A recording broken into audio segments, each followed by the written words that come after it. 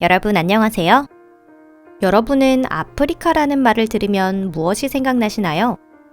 매우 더운 곳이고 피부색이 검은 사람들이 살고 있고 인구가 넘쳐나며 항상 분쟁이 벌어지고 있는 탓에 생활 수준은 낮고 이런 느낌일까요?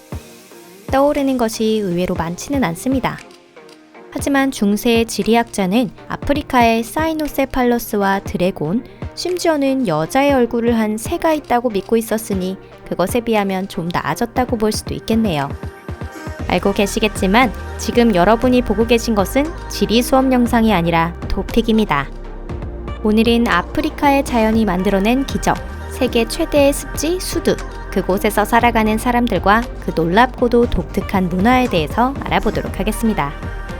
흥미가 가시나요? 그럼 시작할게요.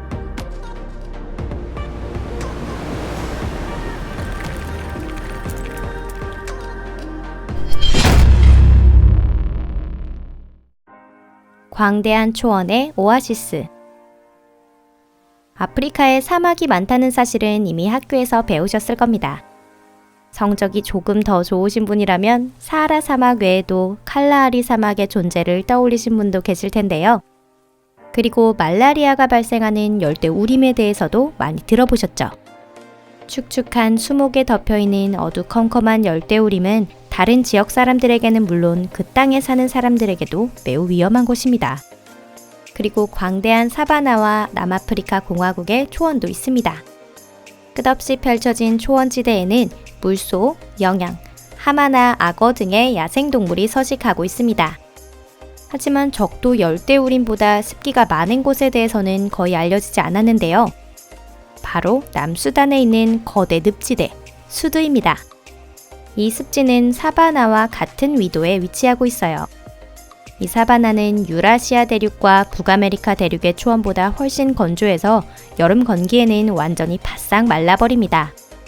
하지만 건기에 들어가도 수두 습지는 결코 사라지지 않죠. 이 습지의 형성은 몇천 년 전으로 거슬러 올라갑니다. 유럽을 식민지로 만든 이들은 이 늪으로 인해 대륙 내부로 침입하지 못했는데요. 그 이전에 아랍 침략자들이나 이집트 헬레니즘 시대의 전사, 알렉산더 대왕 병사들의 침입도 여기에서 막혔습니다. 어쩌면 고대 이집트의 파라오군들도 이 늪에서는 철수할 수밖에 없었을지도 모릅니다. 수드는 우리가 잘 알고 있는 나일강 상류에 위치하고 있는데요. 면적은 15만 제곱킬로미터로 오스트리아, 체코, 헝가리, 불가리아의 국토와 비교해도 그 크기가 뒤지지 않을 정도입니다. 남수단의 나일강은 백나일강이라고 불리고 있습니다. 백나일강은 살짝 경사진 평지를 횡단하고 있는데 이 때문에 강물의 흐름이 너무 느린 나머지 하부가 형태를 잃고 서서히 물이 스며들었습니다. 백나일강은 강이라기보다는 얕은 개울이 대량으로 흘러들어가 만들어진 물의 터 같습니다. 이 개울은 파피루스 덤불에 가려져 보이지는 않지만 굉장히 독특한 생태계를 형성하고 있습니다. 습지에는 다양한 종류의 습성식물이 살아가고 있습니다. 파라오 시대에는 최고급 파피루스가 이곳에서 수출되었고요. 고대의 서적을 만드는 데 사용되었다고 합니다. 하지만 이곳에 파피루스만 있는 것은 아닙니다.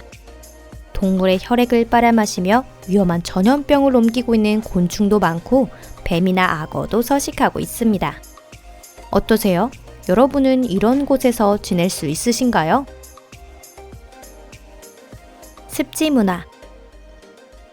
혹시 방금 전의 질문에 피를 빨아먹는 곤충이 있는 곳에서는 절대 못 살아 라고 생각하신 분이 계셨을까요? 하지만 사실 절대라는 것은 없습니다. 수두에는 사람이 살고 있을 뿐만 아니라 정말 흥미롭고 독특한 아프리카 문화의 발상지이기도 합니다. 예를 들어 유럽에서는 라틴 민족, 켈트 민족, 게르만 민족, 슬라브 민족, 발트 민족, 핀 우그르 민족 등이 거주하고 있고 중국은 한자를 제외하면 민족 간의 공통점이 없는 수십 개의 소수 민족이 살고 있습니다. 이처럼 아프리카에도 여러 민족 집단이 존재하고 있고 핀란드인과 이탈리아인 혹은 폴란드인과 그리스인이 각각 다른 것처럼 각 민족 사이에도 분명한 차이가 있습니다. 닐로트족은 아프리카 문화의 나일 사하라 어족에 속해 있는데요. 이는 이집트에서 탄자니아까지 퍼진 거대한 민족 언어 집단입니다. 닐로트족 사람들은 주로 콩고 민주공화국, 우간다, 에티오피아, 케냐, 그리고 탄자니아에 거주하고 있습니다. 탄자니아에는 이미 식민지 시대에 작은 왕국도 몇 개 있었는데요. 사실 닐로트족이 본래 살던 곳은 탄자니아가 아닌 이곳 수두였습니다. 바로 이 땅에 기원 3000년 전 중석기 시대로 분류된 문화가 기록되어 있습니다. 현재의 닐로트족의 생활은 청동기 시대 조상들의 삶과 큰 차이가 없는데요.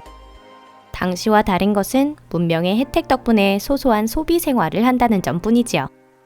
인접한 지역의 주민은 기독교와 이슬람교를 믿고 있지만 수두에 살고 있는 닐로트족은 조상들의 종교를 믿고 있습니다.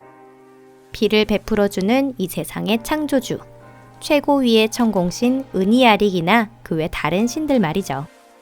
또 닐로트족은 영혼의 존재나 마술, 조상의 가호를 믿고 있습니다. 남수단의 닐로트족은 습지에 농지가 부족했기 때문에 농업을 발달시킬 수는 없었습니다. 겨우 몇 세기 전부터 자신들의 주거지 근처에 작은 채소밭을 만들어 염소나 토끼를 키우게 된 것이 전부입니다. 그럼 닐로트족은 무엇을 먹고 살고 있을까요? 주식은 물고기로 일본인보다 더 많은 생선을 먹고 있다고 하네요. 습지에는 다양한 영양이 풍부하게 포함되어 있어 생선에게는 최고의 서식지입니다. 가끔 힘센 어부가 다 들 수 없을 만큼 커다란 물고기가 낚이기도 한다는데요. 생선을 먹을 때에는 습지에 많이 서식하는 식물의 뿌리나 과실, 허브 등이 조미료로 사용됩니다. 또 새와 작은 동물도 잡아먹습니다. 습지에서 사는 건 힘든 일이지만 닐로트족은 자신들의 전통 문화를 지켜나가고 있기 때문에 이곳에서 벗어나지는 않을 거예요. 우간다, 케냐, 탄자니아, 그리고 콩고 민주공화국에서는 이주한 민족 중에서 그 독자성을 잃어버린 경우도 있습니다. 거대 습지는 살아남을까? 고대 문화의 발상지 수두에는 유례없는 생태계가 존재하고 있습니다. 이곳에는 100종 이상의 포유류와 400종 이상의 조류가 서식하고 있습니다. 하지만 현재 이 생태계는 파괴 위기에 놓여 있는데요. 아프리카의 인구가 늘어나며 습지가 불필요한 장소라고 인식되고 있기 때문입니다. 남수단과 인접한 나라에서는 인구가 급속히 증가하고 있어 물과 기름진 땅이 매우 부족한 상태이고요. 학자의 조사에 의해 백나일강 물이 수두로 인해 절반 가까이 증발되고 있고 그 증발한 수분이 아마존강 유역 밀림에 내리는 비가 된다는 사실이 밝혀졌습니다.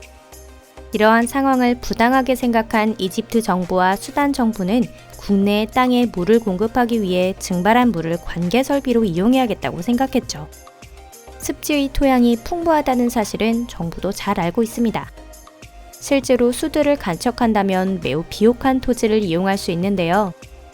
땅을 활용하여 수단과 이집트가 충분히 물을 확보하기 위해서 대규모 토지 개량 시설의 건설이 결정되었습니다. 시설 건설은 순조롭게 진행되고 있다고 합니다. 하지만 이 시설이 완성된다면 지구상 최대의 습지는 사라지게 될 것입니다. 그리고 많은 동물들이 정든 서식지를 잃게 되겠죠. 닐로트족은 5000년이나 계속 살아왔던 집을 떠나 마을로 나가야만 할 것입니다. 그렇게 되면 세계 문화의 풍요로움은 없어지게 됩니다. 또한 이런 불안한 지역은 민족 분쟁이 발생하는 잠재적인 원인이 될 수도 있습니다. 여러분, 오늘은 여기까지입니다. 시청해주셔서 감사합니다. 닐로트족이 집을 잃지 않아도 되는 솔로몬의 지혜는 발견될 수 없는 걸까요? 그런 생각이 발견된다면 좋겠습니다. 세계는 합리적으로 움직이고 있습니다. 하지만 그로 인해 불공평하다고 느끼는 경우도 많죠. 대부분의 사람은 소수의 고민은 자신과는 관계가 없다고 생각하지만 그러한 무관심이 소수의 사람들을 곤란한 상황에 몰아넣게 됩니다. 그것은 비단 오늘 영상의 등장인물에만 한정된 일은 아닐 겁니다. 그렇죠? 그럼 저는 다음 영상에서 찾아뵐게요. 안녕히 계세요.